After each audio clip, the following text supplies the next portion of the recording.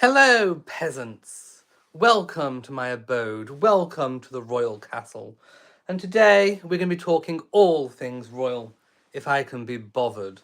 Hello and welcome. As always, this is a live stream, so I suppose I should let you ask me some questions about anything royal related that you deem to be fair. So I will wait for a few of you peasants to drop by before I start. But I do have lots to talk about, including those peasants, Andrew and Sarah. And of course, we can call them peasants now because he's no longer using his royal dukedom. I know, he's still a prince. But we can still call him a peasant, can't we? And she's definitely a peasant. Let's see who is in the room today, in the great chamber. Oh, by the way, I should say we are in the royal bedchamber today. The light is fading outside. Even an evil queen cannot control nature. Lizzie B says, remember to give the... I think you should be referring to me as queen. A thumbs up. Definitely a thumbs up. And this queen does believe that there is now a hype button that you might be able to press. Lauren says, hi everyone. Hi Elliot, how are you doing? We have missed you. Well, I haven't missed you, horrible lot, have I? If I had missed you lot, then I'd have been back millions of times before now. Peasants, the lot of you. Alicia says, hello Elliot. Well, hello to you, Alicia. And Lauren says, what a fabulous brooch and tiara you have today. Of course I am wearing fabulous jewellery. I have the Cullinan diamond. I have my Queen Elizabeth Royal Family Order, the Greville tiara, and the real Princess Diana aquamarine ring. The other one out there is a fake, obviously. This is the real thing. Lizzie B says, remember... You've already repeated. You're repeating yourself, my dear. Stop it immediately. Sandeep says, hello from India. I miss you a lot. You should do more lives. Well, I'm back now, aren't I? So make the most of me before I go away and never come back again. Right, I think we should talk all things Andrew and Sarah now that we've got enough peasants in the room to talk to. So... as I said in my previous video, you're wearing the honeycomb tiara. You look so beautiful, says Lizzie. Well, thank you so much. I do look beautiful, and I think I do also deserve lots of compliments. So I will let my beauty dazzle all of you. Anyway, as I was saying, I said in my previous video that Andrew was no longer using his royal dukedom, but he still had them. That Sarah was no longer to go by her divorced style of Sarah, Duchess of York. She's now plain Sarah Ferguson. And she also updated her Instagram account as well to reflect the change in status. And she hasn't posted on it since. Of course, Andrew still has his princely status. And that can technically, I suppose, be altered by the king, by letters patent. However, he has chosen not to do so. The royal household thought that these measures were going to be enough. But the public out there, the heathens, are begging for his titles to be completely removed. And for Prince Charles to King Charles, look at me. I still see him as a mere prince when in the presence of such a beautiful queen. King Charles does have the power to remove his princely status by letters patent, but he has chosen not to. Parliament are the only people that can remove his dukedom. It has been his name has been discussed in Parliament relating to the lease on Royal Lodge, but no steps have been taken. Anyway, Andrew finds himself now in a very precarious predicament. A predicament that he has not wanted to find himself in. One that he thought that it was going to escape him by this skullduggery and trickery that they were trying to put out on us? Well, the public see straight through it. Peasants though they may be, they do still have eyes. Let me go back to the comments. Lauren says, I do hope you're keeping well. I am. I wish I could say the same for you, horrible lot, but I'm not going to. Anyway, so Andrew has finally faced pressure, public pressure, and he has bowed to it, and he is going to leave Royal Lodge. We don't know when. Negotiations are still underway with the palace. It has been put out there that he has requested 2 homes, Frogmore Cottage and Adelaide Cottage. Of course, Adelaide Cottage is the current and still present home of the Prince and Princess of Wales, William and Catherine, but they will be moving to a new castle soon. They'll be moving to Forest Lodge, and they are due to vacate within a matter of weeks, it is reported. So that means that Adelaide Cottage would be available. And of course, the debate is, should Sarah, a divorced ex-royal, be afforded the luxury of a brand new home, a castle all of her very own? Oh yes, beautiful, fabulous pearls. Admire them, admire them. It is the Japanese pearl choker. I'm come out in all my finery today. Anywho, many people are saying that Fergie should not get Adelaide Cottage and that she should buy her own home. Apparently, she's sold a £4.3 million residence in central London. Well, that would give her enough money, wouldn't it, my dears, to buy her own castle wherever she wants to live. We all need a castle. Now, I have my thoughts on Windsor as a residence. If I was queen of that realm, I would not want Andrew to be so close to the seat of power. Now, most people think of the seat of power as being London, as being Buckingham Palace, St James's Palace, Clarence House even. But I actually see the seat of power as being Windsor. Lots of activity goes on in Windsor, including it's going to be the long-term home and residence of the future King and Queen of England. Living so close and being so close to where there is lavish entertainments going on, I don't think is entirely suitable. He may have an iron-tight lease. He may only be being forced out on moral grounds, if he does have any morals left. However, I do not think that he should be residing in Windsor. It would have been my preferred option, if I was queen of that realm, to banish him to Sandringham. I think there are plenty of little houses, hovels. I would send him to a hovel on the Sandringham estate. I'm suggesting Wood Farm. Now, Wood Farm is the hovel that the Duke of Edinburgh chose to retire in before he passed away. It's a farm. It's a farmhouse. It's got solar panels. It's separated from the main Sandringham estate by a road. Obviously, being Sandringham in Norfolk, it's fairly remote. So it would be the perfect place to banish Prince Andrew to. One does hear these days that the Tower is not the place to banish people to. So I would prefer Sandringham as an option. Wood Farm would be perfect. You could also share it with Sarah Ferguson. And then they would be away from what I consider to be a real seat of power, which is Windsor. Never mind all this nonsense about 2 residences. Also, it has been reported that in Saudi Arabia, he has been offered, or there is basically a mini palace on standby, fully staffed, should he wish to go there.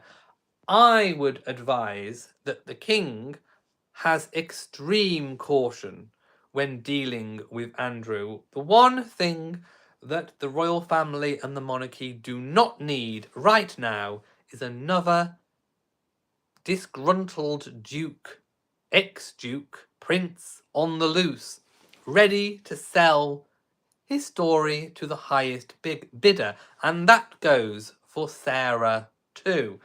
I think The old adage of keep your enemies closer is definitely something that the king should take into full consideration, even if that means giving Andrew an annual settlement, if you like, to keep this quiet and zipped.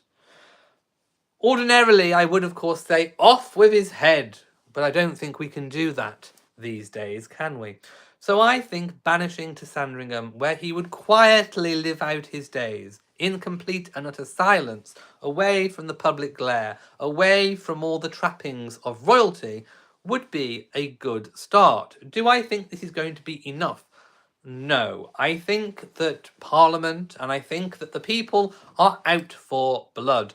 And I don't think he's going to come out of this with his titles. Now, there is, of course, a little bit of risk involved with having Parliament remove titles, even if the king doesn't want to get his hands dirty.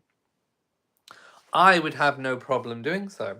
But if he doesn't want to get his hands dirty and he wants Parliament involved with everything, I would say that this poses a little bit of risk, because what's to say that Parliament might take umbrage with something else a royal does, and then decide to try and strip them of their position?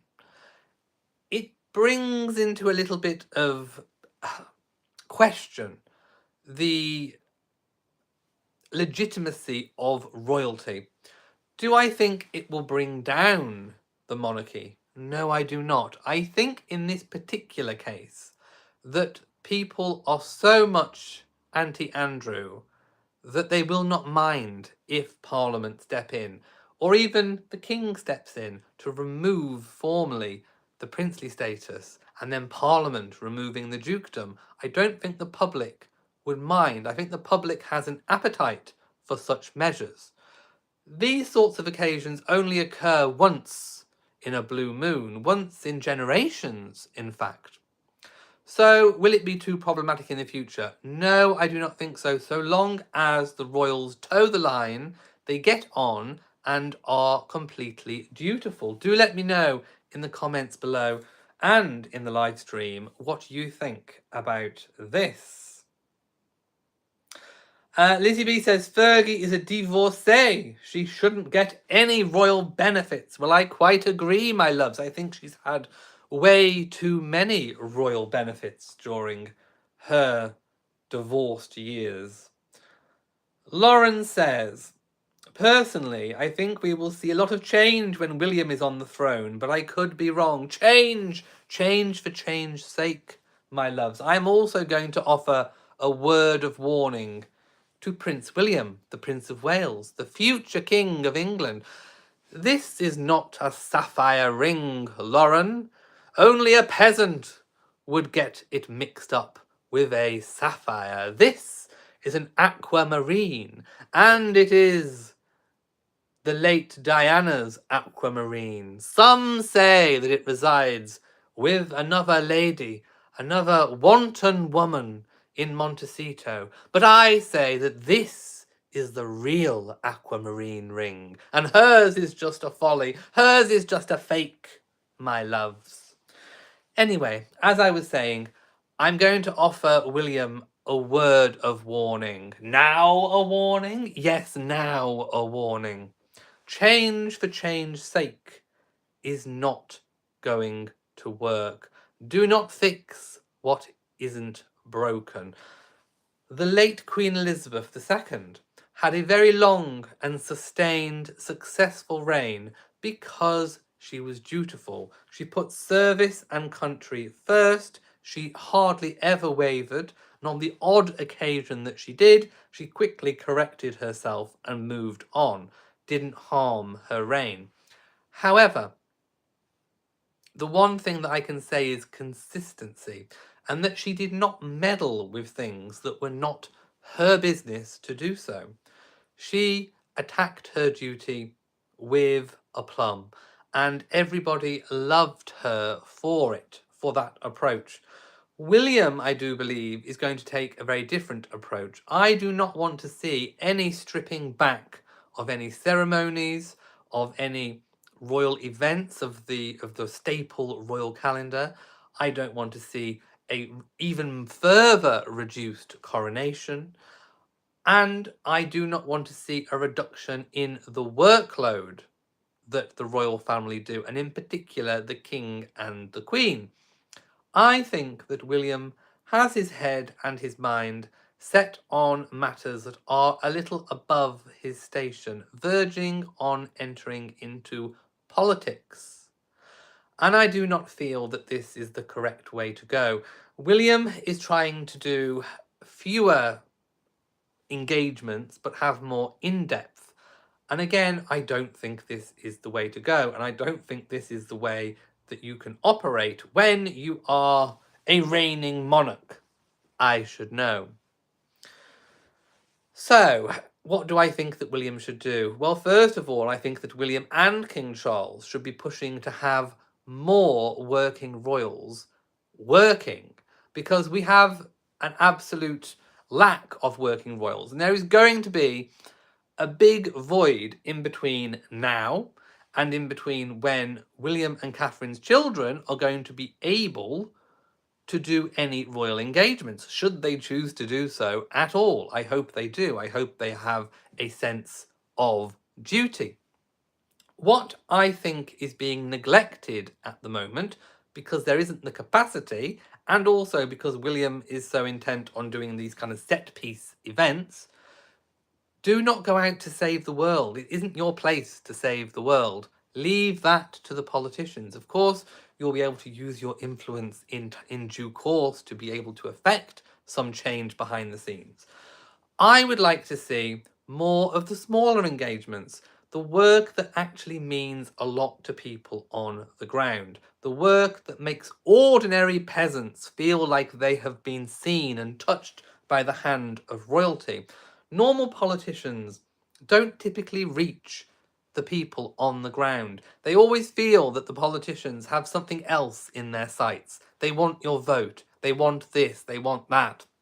Whereas a royal family, if they visit, it's because they care. It's because it's an issue that they are particularly interested in.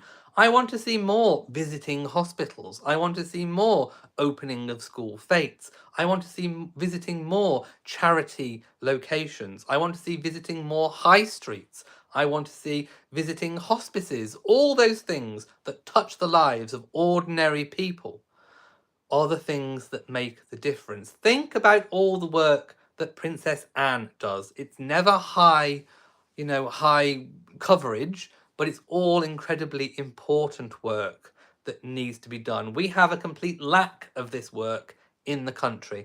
And I would say, as a queen, a reigning queen of my kingdom, that this needs to be addressed, and promptly. Let's have a look.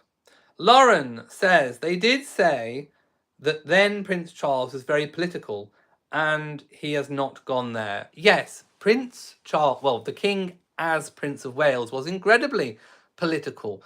We all saw the release of the Spider Notes, as it was known, where he would write to politicians of the day trying to effect change.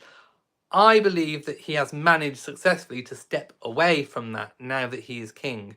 But if William wants to change things and continue doing this when he is king, I do not think that that is going to work.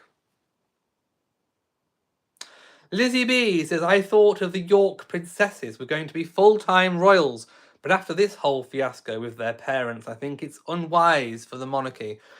There was a growing sense in royal circles that the princesses were going to be called upon in due course to take some of the strain, to do some of those smaller engagements of which I have just spoken about.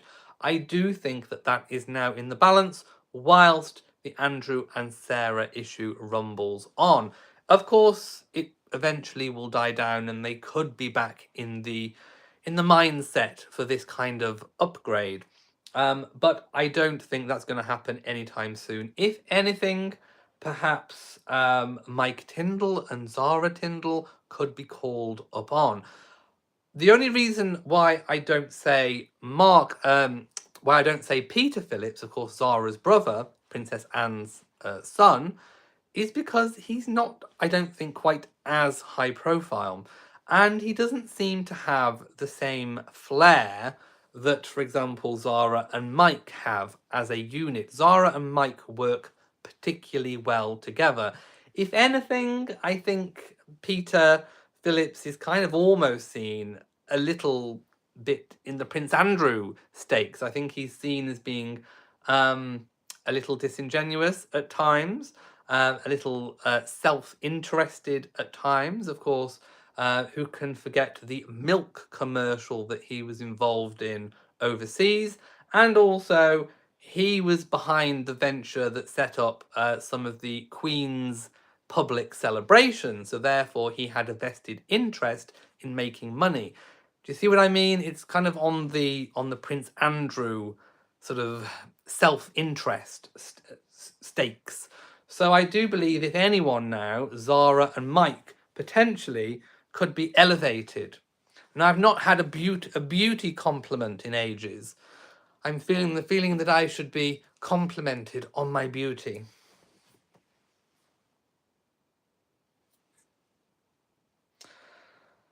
Lauren says, if we are waiting for politicians to save us, we are all in trouble. Just an opinion.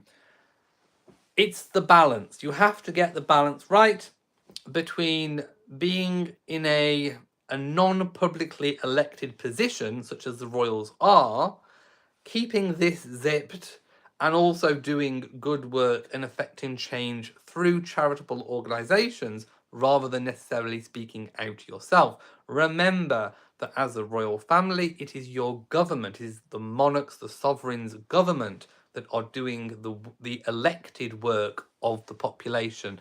And to step over those boundaries for change's sake, I think, is dangerous.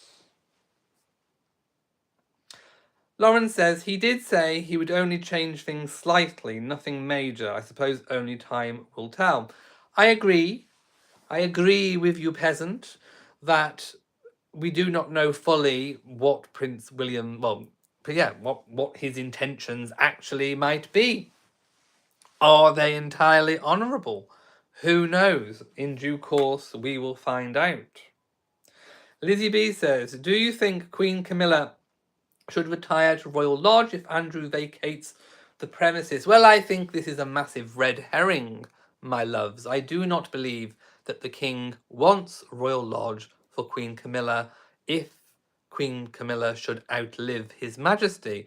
I think that was a little bit of smoke and mirrors. It may have been something that the palace was putting out to get Andrew out. And I think it fell on deaf ears, and I don't think it was ever a true intention. Can you imagine Queen Camilla rattling around in that 30-bedroom mansion all by herself when she has no actual connection to Windsor? I just really do not see it. Even though it was the home of a former Queen Consort, Queen Elizabeth II's mother, the Queen Mother, I do not think it has been earmarked for Camilla. When the lease was initially given to Andrew, they would have thought already about, potentially if Charles was to marry Camilla, where her residence would be if anything should happen. So I do not think that was ever on the cards. Remember that Camilla does retain her post-divorce home from her husband, Andrew Parker Bowles, which of course is Ray Mill House. She bought it shortly after her divorce, and she has retained it and does spend a lot of private family time there. I think what is more likely is that she would go to Ray Mill House and the security obviously would be increased and she would have that for lifetime.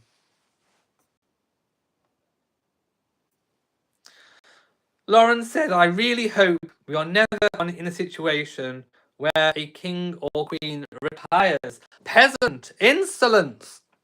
It is not called retiring. It is called stepping back. It is called abdication. There is no mechanism within the United Kingdom to have a royal retirement. It is either abdication or nothing. Yes, we do have the powers to inflict upon us a regency, of which I would not recommend.